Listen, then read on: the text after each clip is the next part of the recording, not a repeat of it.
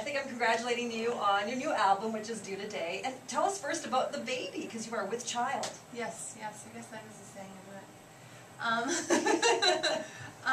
Well, I'm due it at Christmas, and she's just been with me throughout the making of the record and touring the summer, and so far so good.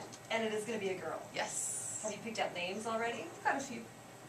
My advice to you is when people ask you, what are you going to name your child, do not tell them the name, because everybody will say, oh, why are you naming it that? Because I went through that twice with both my kids. No, you shouldn't name your kid that. And my kids have pretty normal names too, right. Nick and Alex. So yeah, that's my advice. No matter what you do, just keep it Good to advice. yourself. But so far it's a secret. Yes, but I know that you are a shopaholic. I mean, you're the type of artist that likes to wear the Betsy Johnson dresses and the high-heeled shoes and all that. So I can only imagine how crazy you're going to go with your little girl when it comes to shopping. It should be a lot of fun. Yeah. Any baby showers so far?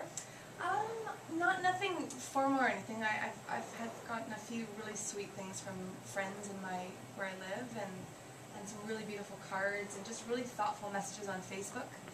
But nothing, no parties yet. Yeah. Any weird cravings so far? I've heard about some women who have some crazy cravings.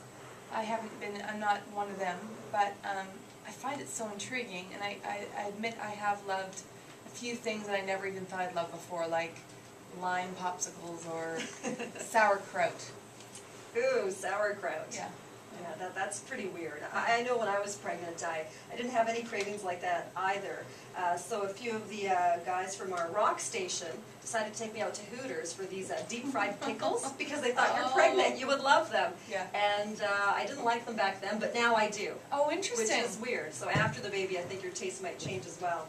We have Jessie Farrell in our studio with us. She is promoting her brand new album being released today. It's called Love Letter. The first single is called Turn You Down. You've already filmed a video for that. Tell us the video, what it's about.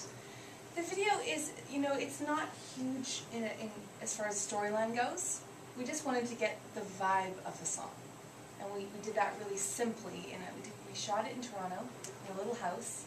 And it was more about the feel of just wandering around your house and feeling sort of like remembering what someone had done to sort of crush you at one point in your life, and how you've kind of come out of that, brushed yourself off, and kind of moved on from that. So there's not a huge complicated storyline, but I think it's my favorite video so far, and so far I've got that kind of feedback from people. It's just the feel of it is kind of cool and relaxed and kind of fun.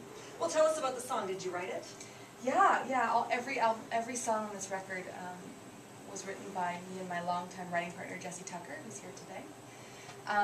We've been writing together for almost 10 years, and we've written all my hits together so far. So I guess Let's Talk About Love, Fell Right Into You, all those songs, and so we came back together to make this album and co-produce the record together as well.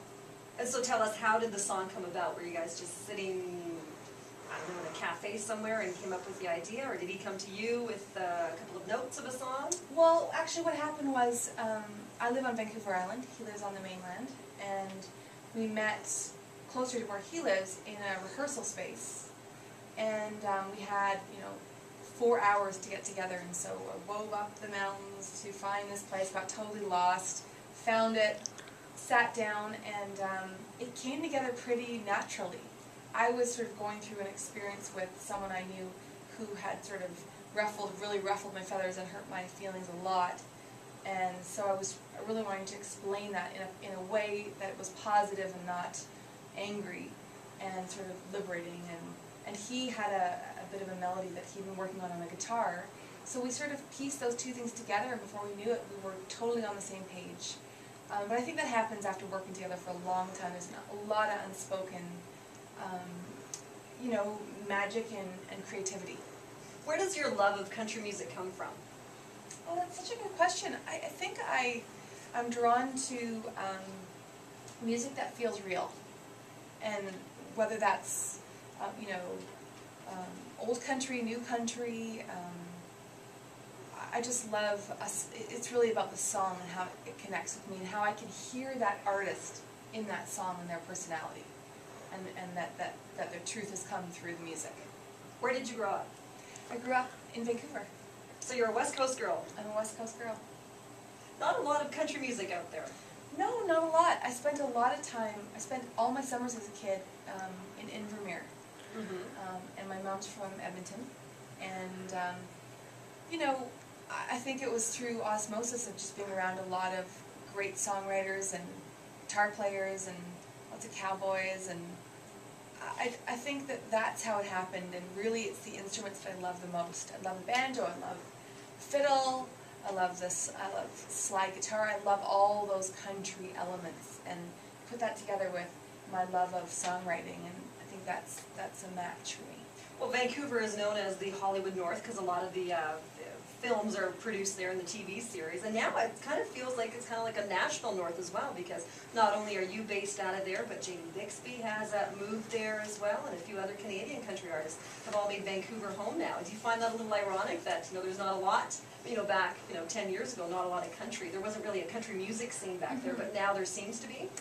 That's a good question. I hadn't thought about that. I think that Vancouver is a beautiful place, and I think a lot of people want to live there. But you know, we definitely don't get our support from the local venues in Vancouver. Where I get my support as a country artist are definitely Alberta. I've had some great times in Winnipeg. I've had some, you know, there's a lot of different places, but I wouldn't call Vancouver a country zone. So I wonder what it is. Maybe it's just the inspiration of the mountains and the water, and that helps you write some songs that are. And now no HST. And now no HST, exactly. So I know you brought your guitar player and co-writer with you, Jessie Tucker, here. Can you guys play us something live? We'd love to. What are you guys going to play for us? This song is actually the first track on the record. It's really all about the dance of life, and you know, in country music, two-stepping is so popular. And I just have watched people two-step for years while on stage, and that's what inspired us to write this song. I'm okay with you leaving when we go dancing on the town. I'm just fine with you spinning me, twirling me around. Dip me, I'll let you flip me, I'll be the curtsy to the bow. I'll do whatever your arms say. Catch me when I'm coming down, and catch me when I'm coming down. You can pull me in real close, hold me as tight as can be. Sure would thrill me to my heart tonight. Get down on one knee.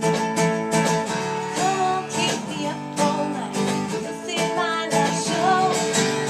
You don't wanna see what happens if you go stepping on my toes. There's a beat to the soul and a beat to my heart. Somewhere in between the two, there's a harmony that keeps us from coming apart. I'll let you flip me, how I thought you would. Do whatever your arms say. Catch me when I'm coming down, yeah, catch me when I'm coming down. All right, woo!